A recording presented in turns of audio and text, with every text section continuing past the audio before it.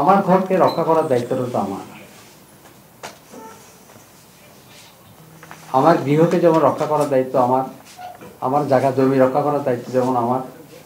প্রথম কিন্তু আমার দেশ, আমার দেশ, আমার দেশ, আমার মাটি, আমার জনগণ।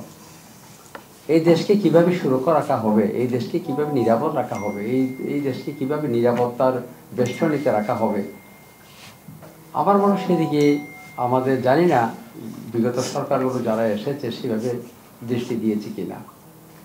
অন্যান্য দেশ কিন্তু আমরা দেখেছি বিশ্বের মধ্যে সবাই কিন্তু প্রথম প্রতিরক্ষার জন্যে, দেশকে সুরক্ষা রাখার জন্য এবং দেশকে যাতে নিরাপদে রাখা যায়, আক্রমণ থেকে যাতে দেশকে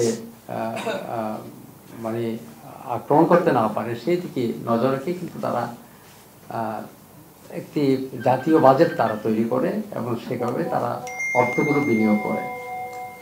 এবং এখানে একটি প্রশ্ন আমার মনে হয়, দেশপ্রেমের বিষয়টি কিন্তু খুবই জড়িত। আমরা যদি দেশপ্রেমিক হই, আমরা যদি আমাদের সৌভ্রাতৃত্বমূলক এখানে পারস্পরিক সম্পর্কগুলো রক্ষা করি, এবং আমার মনে হয় আমার দেশ তো 18 কোটি মানুষের দেশ, কম না। এই 18 কোটি মানুষ যদি আমরা সৈনিক হিসাবে 18 কোটি মানুষের যদি আমরা সেরকম দেশপ্রেমিকতা যদি বীরত্ব দেখাই, আমাদের বীর্যবান হই, বীরত্ব দেখাই, দেশপ্রেমিক যদি বীরত্ব দেখাই, এই দেশ আমার মনে হয় বাইরের দেশগুলো সেভাবে আক্রমণ করতে পারে না। এই জন্যই আমি প্রথমে আমরা ঘরের দোষটাই কি বেশি দিতে চাই। তো আর কখন আক্রমণ করে, কখন দেশকে মানুষ, প্রতিবেশী দেশগুলো তারা কখন কিন্তু সেদিকে ছুটে, তারা তো চাইবেই, বাইরের লোকগুলো তো চাইবেই। একটা কথা বলছে এখানে একজন সেনা সদস্য, তারা চাইবেই, কিন্তু আমার মনে হয় এখানে তারা চাইবে, কিন্তু আমাদের বিষয়গুলোকে আমাদের নিচে রেখে আমার মনে হয় প্রথম আমি যেটা শর্ত 5টা 7টা শর্ত আমি তৈরি করেছি। প্রথম জনগণকে উদ্বুদ্ধ হতে হবে। প্রথম শর্ত আমার সূচকের মধ্যে প্রথম হচ্ছে জনগণ। এই দেশের জনগণ হচ্ছে এই দেশের মাটি মানুষের সন্তান। আমরা জন্মগ্রহণ করেছি এখানে, মাটির সঙ্গে মিশে আছি। এই যে 56-55 হাজার বর্গমাইলের মানুষ, আমরা সকলে কিন্তু আমাদের জনগণকে কিন্তু উদ্বুদ্ধ করতে হবে। প্রথম শর্তটা যেটা, এটা বুঝাতে হবে এই দেশ আমার, এবং দেশপ্রেম দিয়ে সেটাকে বুঝাতে হবে। দ্বিতীয় হলো, দেশের মধ্যে কিন্তু একটা বিরোধী দল থাকে, প্রত্যেকটা দেশের মধ্যে বিরোধী দল থাকে। কিন্তু আমার মনে হয় রাষ্ট্রীয় শাসনের মাধ্যমে, রাষ্ট্রীয় শাসনের 2 নম্বর মধ্যে আমার রাষ্ট্রীয় শাসন। একটি রাষ্ট্রের মধ্যে, একটি দেশের মধ্যে রাষ্ট্র থাকে, তাদের রাষ্ট্রীয় শাসনের মধ্যেই কিন্তু আমাদের যে দেশপ্রেম এবং এই দেশকে সুরক্ষা করার দায়িত্বগুলো তাদের বোধের মধ্যে বিশেষ করে আনতে হবে। তৃতীয় হচ্ছে, বিরোধী দল যারা থাকে তাদেরকে কিন্তু এর সঙ্গে সম্পর্কিত করতে হবে। কিন্তু আমরা মাঝে মাঝে কিন্তু বিরোধী দলকে দেশের স্বার্থে, জনগণের স্বার্থে, দেশীয় নানা যখন দুর্যোগগুলো আসে সেভাবে আমরা ব্যবহার করি না। এটা দুর্বলতা কার? তখন কিন্তু অন্য দেশের মানুষগুলো, প্রতিবেশী দেশগুলো কিন্তু সুযোগ খুঁজে নেয়, অনুসন্ধান করে। প্রত্যেকটা মানুষ কিন্তু তার সুযোগ অনুসন্ধান করে। আমরা দেখেছি ব্যক্তিগত জীবনে হোক, পারিবারিক জীবনে হোক, আমাদের গ্রামেগঞ্জেও তো যখন একটা পরিবার যখন দুর্বল হয়ে পড়ে, তখন কিন্তু পাশের মানুষগুলো কিন্তু তাদের দুর্বলতার সুযোগে কিন্তু তাদের সেখানে প্রবেশ করে। ঠিক সেইভাবে আমার মনে হয় এই বিষয়গুলো আমাদের নজর রাখা উচিত। শুধু ঢালাওভাবে কথাগুলো বলা হচ্ছে, এতে আমার মনে হয় কিছুটা আমাদের কৌশলগত দিকে এবং যুক্তি নির্ভর হয়ে কথাগুলো বলা উচিত বলে আমি মনে করি। চতুর্থ হচ্ছে আমার এই যে কথা বলছে, অনেকে বলছে কথাটা, কূটনৈতিক বিষয়টা। কূটনৈতিক বিষয়ের মধ্যে বিভিন্ন রকমের শর্ত থাকে, সেখানে দ্বিপাক্ষিক আলোচনা থাকে। যেহেতু প্রতিবেশী দেশ থাকবে, আমি তো বিচ্ছিন্ন হতে পারবো না। একটা দেশ কিন্তু কখনো বিচ্ছিন্ন হতে পারে না। আপনি দেখেন ইউরোপিয়ান দেশ, আমেরিকান দেশ, অন্যান্য দেশ, এক দেশের সঙ্গে তো এক দেশের প্রতিবেশী থাকবেই। আমার ঘরের পাশে, আমার বাসার পাশে চট্টগ্রামে আমার ঘরের পাশে কি মানুষ নেই, প্রতিবেশী নেই? থাকবে। প্রতিটি মানুষের সেটা একটু খুব চিন্তা করবেন, খুব গভীরভাবে চিন্তা করবেন। কিন্তু আমাকে কিভাবে নিরাপদ রাখবো এবং আমার প্রতিবেশীর সঙ্গে আমাদের কি সুসম্পর্ক রাখা উচিত, কোনটা দেওয়া উচিত, কোনটা দেওয়া উচিত না, কোনটা করণীয়, কোনটা গ্রহণীয়, কোনটা বর্জনীয়, কোনটা বর্জন করব, কোনটা গ্রহণ করব, এটা তো আমার দেশের মানুষের ঠিক করবে। তা আমাদের দেশের মানুষের ঠিক করতে পারে না কেন? আমি তো মনে করি সেটা। আমি আবার বলছি, এই দেশ আমার, এই দেশের জন্য যা কিছু করণীয় আমাদেরকে করতে হবে। এই জন্যই আমার মনে হয় কূটনৈতিক দিকে দিক থেকেও বোধহয় আমার দেশের মানুষগুলো এবং কূটনীতিক রাষ্ট্রীয় যে কূটনৈতিক একটা সম্পর্ক থাকে সেখানে বোধহয় একটা দুর্বল বলে মনে হয়, মিশনগুলো দুর্বল সেভাবে কেউ নেয় না। আর আরেকটা জিনিস আছে আমার মনে হয় যে আন্তর্জাতিক একটা বলয় তৈরি হয়েছে দেশের মধ্যে। আমরা জানি দেশ যখন অস্তিত্বশীল হয়ে যায় তখন আন্তর্জাতিক বিশ্ব কিন্তু সোচ্চার হয়, নানাভাবে তারা উপায় খোঁজে সেই দেশের মধ্যে কীভাবে বিশৃঙ্খলা আনা যায়, এই দেশকে কীভাবে খণ্ড বিখণ্ড করা যায়, নানাভাবে তারা ওত পেতে থাকে তারা এইসব কাজগুলো করার জন্য, অর্থাৎ ভালো কাজ না খারাপ কাজগুলো করার জন্য তারা ওত পেতে থাকে। এই বিষয়গুলো আন্তর্জাতিক মহলের কিন্তু দৃষ্টিভঙ্গি খারাপ না। আজকে যে আমরা বলছি বারবার যে রোহিঙ্গার কথা বলছি, আমি বারবার বলছি আমার বাড়িতে চট্টগ্রামে, আমি জানি এটা আন্তর্জাতিক একটা বলয় তৈরি হয়েছে। তাদেরকে এখানে উন্মাদনা সৃষ্টি করে দেশকে কিভাবে অস্থিতিশীল করা যায়। কারণ আমাদের চারদিকে সম্পদ, পাহাড়ি সম্পদ, নদীর সম্পদ, সাগরের সম্পদ, আমাদের ভূ প্রকৃতির সম্পদ, এই সম্পদগুলোকে কীভাবে আকর্ষণ করা যায় এটা আন্তর্জাতিক দৃষ্টিভঙ্গি থাকে। আপনাদের চিন্তা করতে হবে, যারা আন্তর্জাতিক সম্পর্ক টিচার, আমাদের এখানে একজন সেনা সদস্য বলছেন, আমাদের আফসার আমিন সম্ভবত, তিনি বলছেন যেখানে এইসব দৃষ্টিসম্পন্ন মানুষদেরকে কিন্তু একত্রিত করতে হবে। এই জন্যেই আমার মনে হয় সেই দিক দিয়ে আমরা কিন্তু দুর্বল, আন্তর্জাতিকভাবে আমরা কিন্তু দুর্বল হয়ে যাচ্ছি। আমার এখানে আরেকটা জিনিস আমি মনে করি যে জাতীয়তাবাদী শক্তি, আমরা বাঙালি বলছি কেন, আমরা কি সবাইকে বাঙালি? পাহাড়ে যারা আছে তারা কি বাঙালি? তারা বাঙালি না, কিন্তু এই দেশে বসবাস করে। আমাদের একটি মাত্র পরিচয়, আইডেন্টিটি থাকবে, আমরা বাংলাদেশের জাতীয়তাবাদ। এই জাতীয়তাবাদ আমাদের পাসপোর্টে আছে, আমাদের নাগরিক পরিচয়ে আছে, সব জায়গার মধ্যে আমরা জাতীয়তাবাদ। আমরা এখনো কিন্তু সেই বিষয়টাকে কিন্তু আমরা সুলভ করতে পারিনি। আমরা জাতীয়তাবাদের শক্তিতে বিশ্বাসী হতে হবে।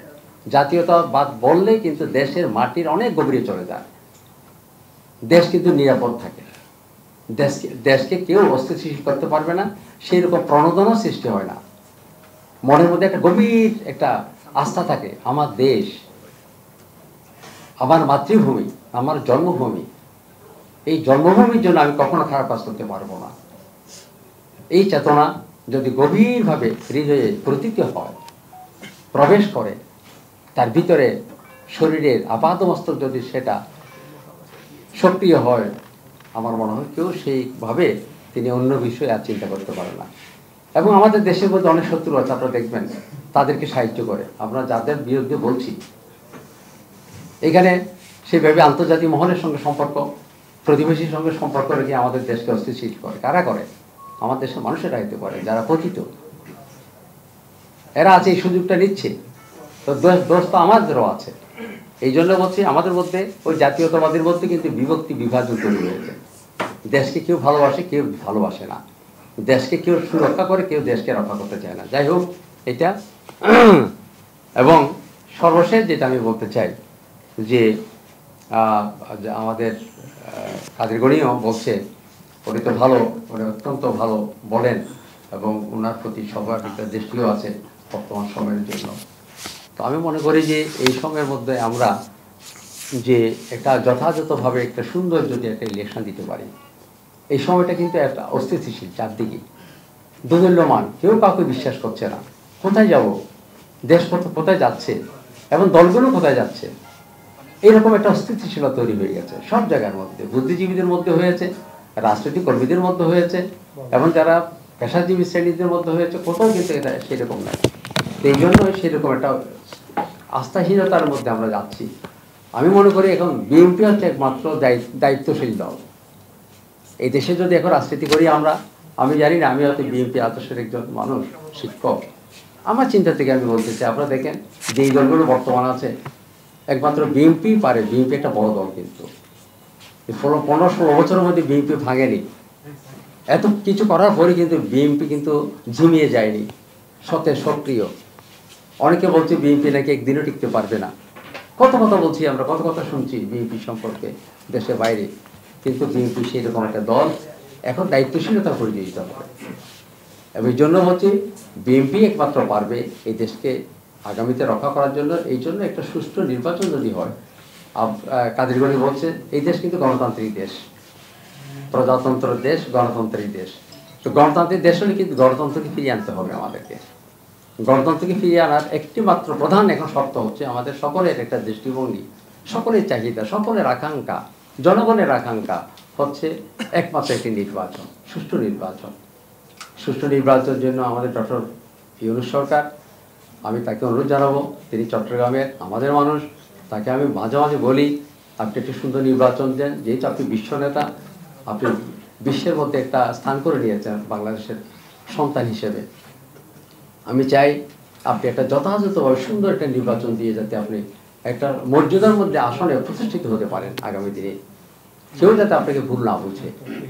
এরকম আমার মনে হয় যা উপদেষ্টা পরিষদ সহ যদি এই চিন্তাটা আনে, যথাসময় সুন্দরভাবে যদি একটা নির্বাচন দেন এবং এই ইলেক্টেড গভর্নমেন্ট যখন আসবে, আমার মনে হয় আমাদের যে অস্থিতিশীলতা, দোদুল্যমানতা, আমরা নানা জায়গা থেকে যাচ্ছি, এটা আমার মনে হয় এটা ঠিক হবে না।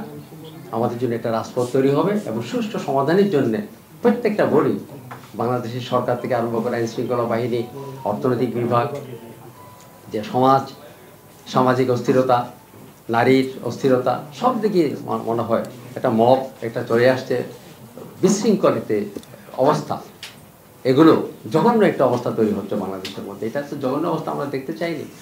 এই দেশ আমার, আমি আবারও বলছি, এই জন্য একটা ইলেক্টেড গভর্নমেন্ট আসুক। আপনার আমার মনে হয় আমরা সেইভাবে দৃষ্টি দেবো। বিশেষ করে যেহেতু এটা হচ্ছে, আমরা একটু সবাই সচেতন হয়েছি। আমার মনে হয় আমাদের একটি চেয়ারম্যান মহোদয় লন্ডন থেকে সেটাকে খুবই অবজার্ভ করছে, পর্যবেক্ষণ করছে। তাকে আমরা বলছি আপনি সুন্দরভাবে, উনিও খুব মেচিউর হয়েছেন এবং উনি প্রতিটি কথার মধ্যে আমি দেখেছি একটা মিনিংফুল ওয়ার্ড তৈরি হয়। আগের সেই 10 বছরের যে একটি আমাদের চেয়ারম্যান জনাব তারেক রহমান আর বর্তমান তারেক রহমান কিন্তু এক নয়। আপনারা দেখবেন অনেক ভালো, অনেক দিসম্পন্ন, অনেক প্রজ্ঞাবান এবং অনেক ধৈর্যশীল এই মানুষটি। এখন বাংলাদেশের মানুষ তার দিকে চেয়ে আছে, আমরা তার দিকে চেয়ে আছি। একটা ভালো নির্বাচন হোক এবং সকলকে আজকে আমাকে ধন্যবাদ জানাচ্ছি সার্বভৌম সুরক্ষা পরিষদ। আগামী দিনে নেতৃত্বে আসুক, তারা ভালো ভালো কথা বলো, জাতীয় স্বার্থে তারা আরও এগিয়ে যাক। সকলকে ধন্যবাদ।